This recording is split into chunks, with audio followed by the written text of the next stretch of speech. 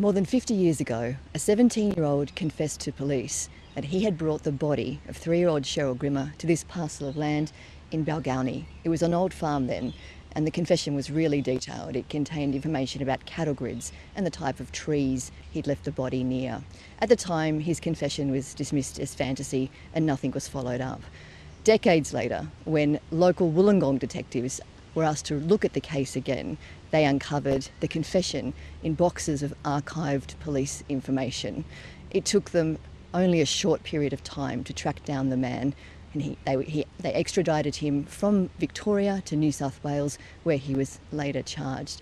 But before it could proceed through the court, a law was retrospectively applied to the case, and his identity was suppressed and the confession ruled inadmissible in the court because he was interviewed without a legal guardian or parent in the room. Now, it wasn't illegal for police to have done that at the time. That is where the situation ended back in 2018. It's caused incredible grief for the Grimmer family, who have been searching for answers for decades. Recently, the BBC has launched a podcast about the situation. It's called Fairy Meadow by reporter John Kay, and it's brought to light incredible new information and new witnesses and connected so many people who knew something about the case, including the detective who originally identified the person we can only call Mercury now.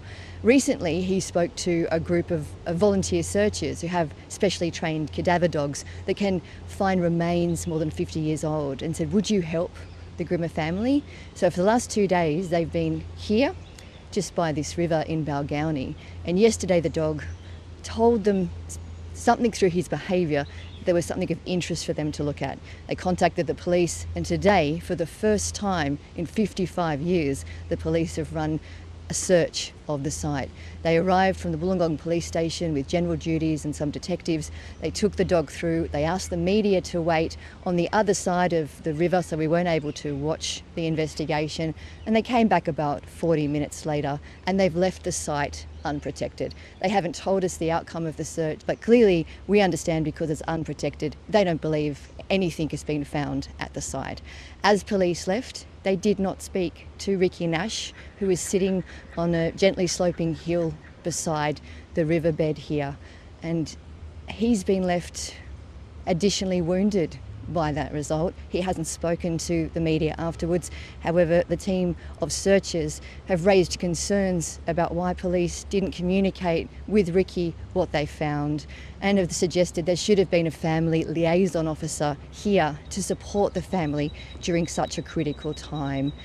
The local volunteer team say they will go back to the site. Now it's not a crime scene, and they will take tests away and see what else they can find. They say they will continue to support the Grimmer family in their search, but this afternoon Ricki Nash has been too emotional to talk to the media about what's unfolded today.